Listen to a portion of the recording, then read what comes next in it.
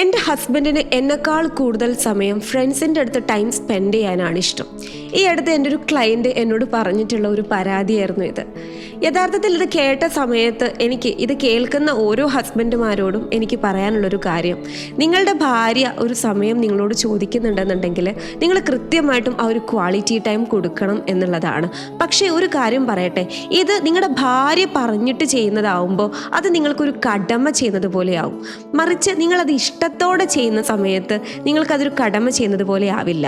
അവിടെയാണ് നമ്മൾ റിലേഷൻഷിപ്പിൻ്റെ ഏറ്റവും വലിയൊരു പാഠം പഠിക്കേണ്ടത്. എന്താന്ന് പറയട്ടെ, ഫീലിങ്സ് വർക്കൗട്ട് ആവണം, നിങ്ങളുടെ ഇമോഷൻസ് വർക്കൗട്ട് ആവണം. നിങ്ങളുടെ പാർട്ട്ണറുമായിട്ട് നിങ്ങൾക്ക് കറക്റ്റ് ഫീലിങ്സ് അങ്ങോട്ടും ഇങ്ങോട്ടും ഉണ്ടെന്നുണ്ടെങ്കിൽ ഒരിക്കലും നിങ്ങൾ സമയത്തിന് വേണ്ടിയിട്ടോ ആൾ അവൈലബിൾ അല്ല എന്നൊക്കെ പറഞ്ഞ് പരാതിപ്പെടില്ല. അപ്പം ഏതൊരു സമയത്തും കൺസിസ്റ്റൻ്റ് ആയിട്ട് ആ ഫീലിങ്സ് ഉണ്ടോ എന്ന് ഉറപ്പ് വരുത്തണം.